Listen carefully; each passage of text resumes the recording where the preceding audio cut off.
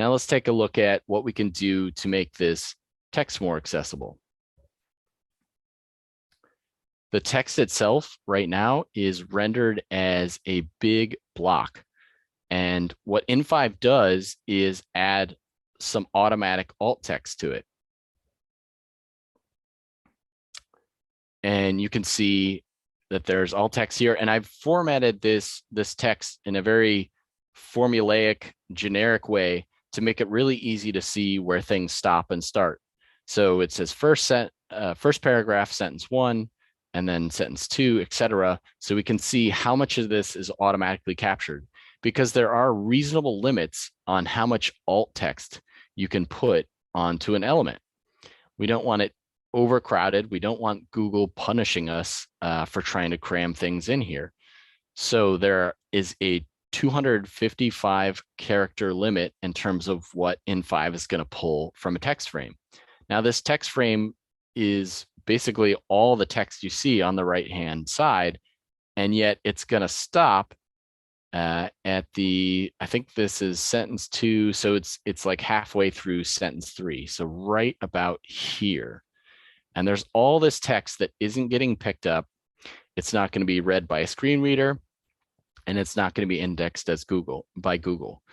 So what can we do to improve that? Well, the first thing we could do is break our text into smaller pieces.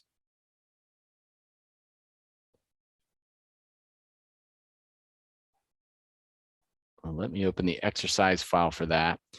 Let's look at how we can break the text into smaller pieces. Now, it's actually quite simple because we have a free extension, and once installed, you can find it in the scripts panel. It is called, and hopefully I can see it on screen here, split text. And so all I need to do is select this text frame and double click the script. And then I have several choices in terms of how I can split this up and break it into multiple text frames. And I'm just going to use paragraphs, so it should break every piece into its own text frame. Go ahead and click OK. And now as I select this, you can see each of these pieces of text are their own frame. Now I can go and apply this to every page.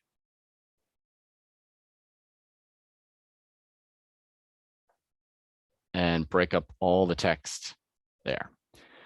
Now, what In5 is going to be able to do is pull a lot more text, because it's going to be able to tag each one of these text frames.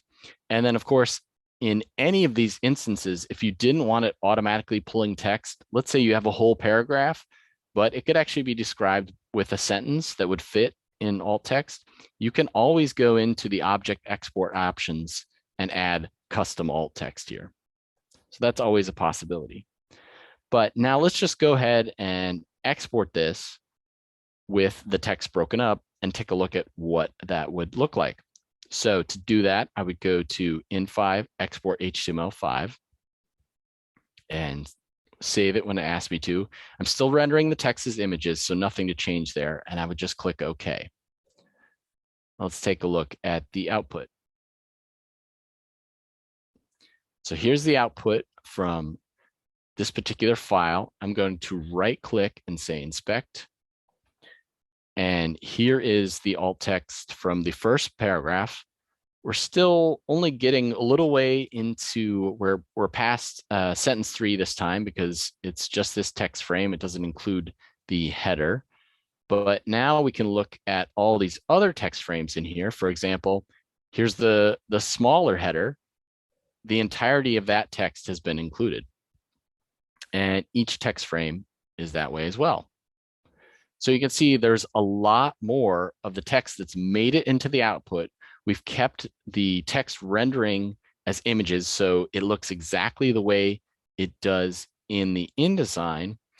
And at the same time, we're pulling a lot more of that text in for screen readers.